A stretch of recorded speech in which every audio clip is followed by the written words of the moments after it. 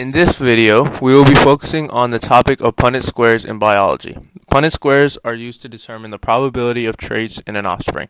For example, if you have blue eyes and your spouse has green eyes, using a Punnet square can help to determine what eye colors are possible to your children. Before we get into actual Punnet squares, it's important to understand the concept of alleles. Alleles are the different ways your genetic traits are expressed. There are two types of alleles, dominant and recessive.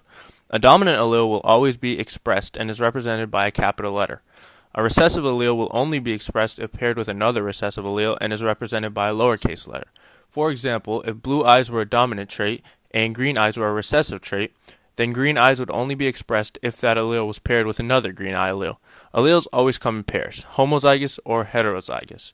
Homozygous means both alleles in the pair are the same, such as dominant-dominant or recessive-recessive, while heterozygous means each allele in the pair is different. Now that you know the basics of alleles and traits, let's get into a simple Punnet square problem. Let's say straight hair is a dominant allele, capital H, and curly hair is a recessive allele, lowercase h. If a homozygous parent with straight hair mates with the homozygous parent with curly hair, what is the probability that the child would have straight hair? Let's start by making a basic Punnet square. As you can see, all of the genotypes given are heterozygous. However, in this case, only the dominant allele for the straight hair would be expressed, so 100% of the children would have straight hair.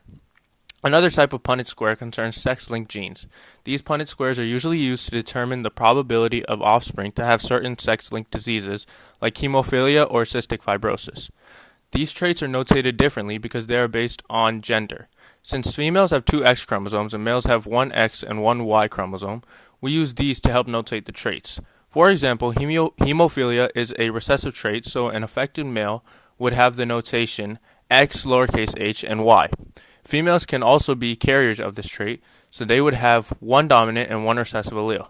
Now that we have this information, if an affected male mated with a normal female, what are the possible outcomes that would be present in their offspring?